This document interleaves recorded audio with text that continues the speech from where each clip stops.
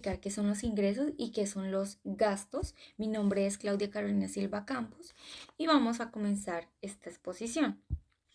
Tenemos que los ingresos son, o una forma de entenderlos, es la cantidad de dinero o beneficios económicos que entran a formar parte de la economía de una persona o una entidad. Es decir, que ellos se obtienen, estos ingresos se obtienen de alguna de la actividad económica tanto de una persona o como de una empresa. Hay que tener en cuenta que dentro del presupuesto o del dinero que se tiene, hay que tener un plan financiero. Este plan financiero nos determina qué parte de los ingresos son destinados para los egresos. Los egresos es igual a los gastos, que más adelante los vamos a explicar. Ahora entendemos que los ingresos cuentan con una clasificación. Tenemos, digamos de manera así general, están los ingresos de ordinarios o fijos y los ingresos variables. Los ordinarios son aquellos que son determinados, tienen una fecha determinada donde llegan y fuera de eso forman parte de la economía de esta, pues de la entidad o de la persona. Entonces, si nos enfocamos en una persona natural, común y corriente que ofrece su servicio como un trabajador, entonces esta persona recibe su salario. Eso se entiende como un ingreso fijo, porque pues se determina una fecha de ingreso, ya sea cada 15 días o mensual, pero cuenta un ingreso fijo. Ahora, por el tema de la empresa, se entiende que es cuando, digamos, ella a través de su actividad económica, que si se dedica a vender productos, a la hora de hacer una venta mensual de estos productos, eso sería un ingreso fijo por su venta de productos y corresponde a la actividad económica que se dedique tanto la persona como la empresa.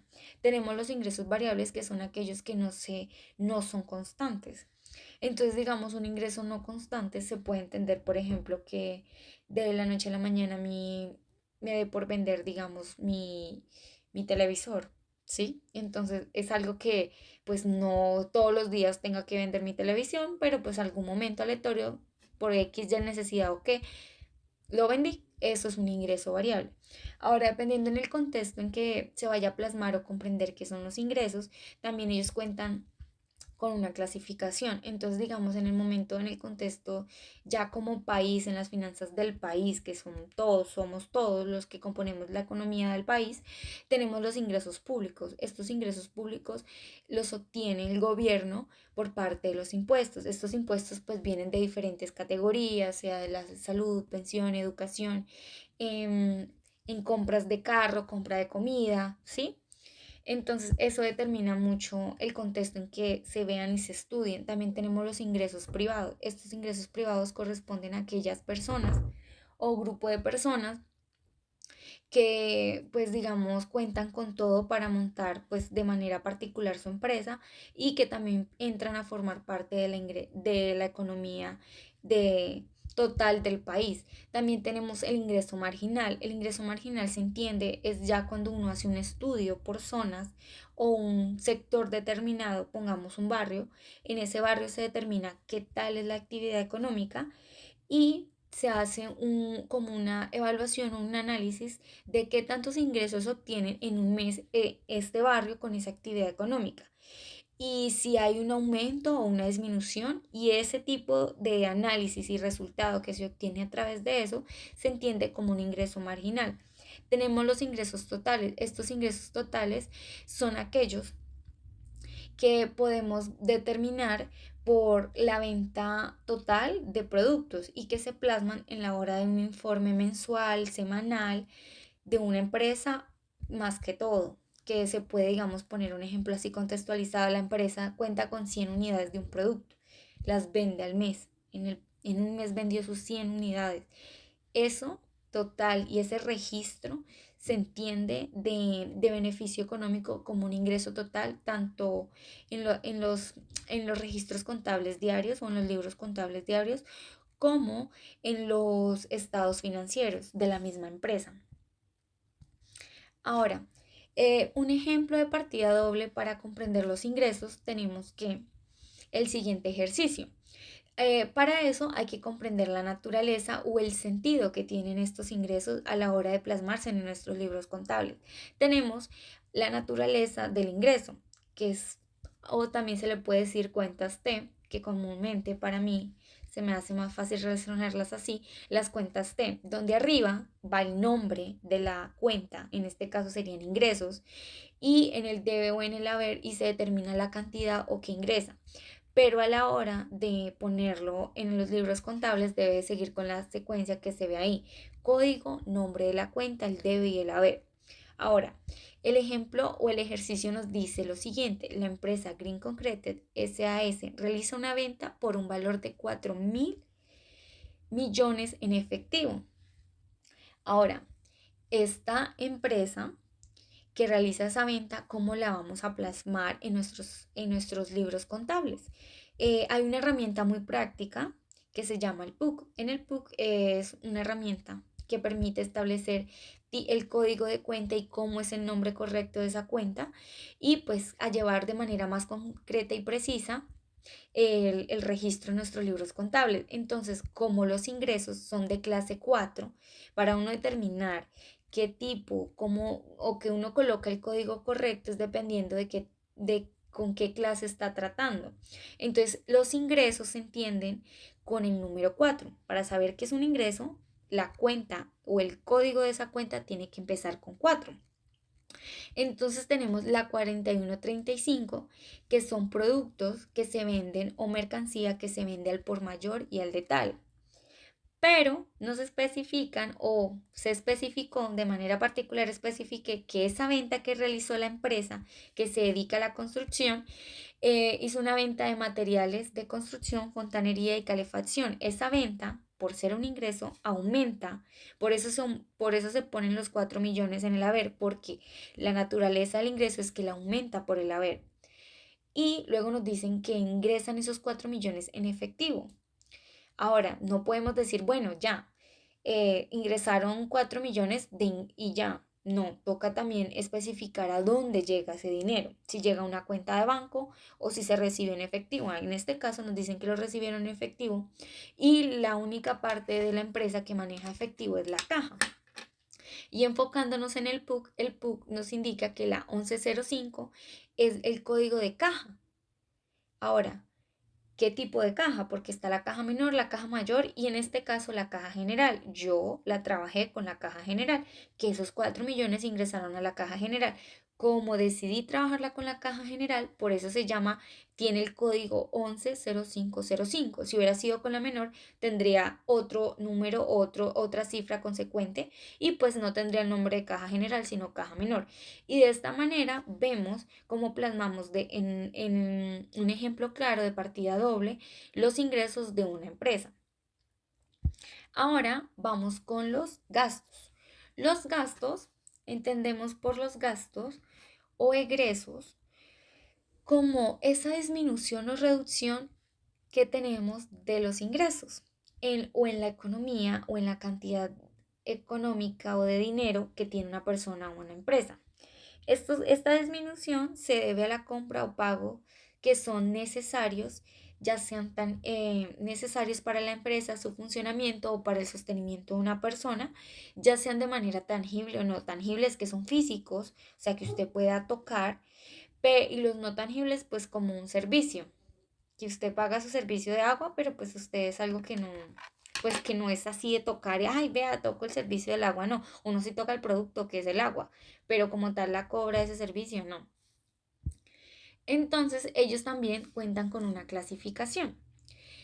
Están los gastos operacionales, que son los regulares en el contexto de una empresa, más que todo. Los gastos operacionales son aquellos que permiten que esa empresa o sea, funcione bien. Y también lo podríamos plasmar en el sostenimiento de una vivienda.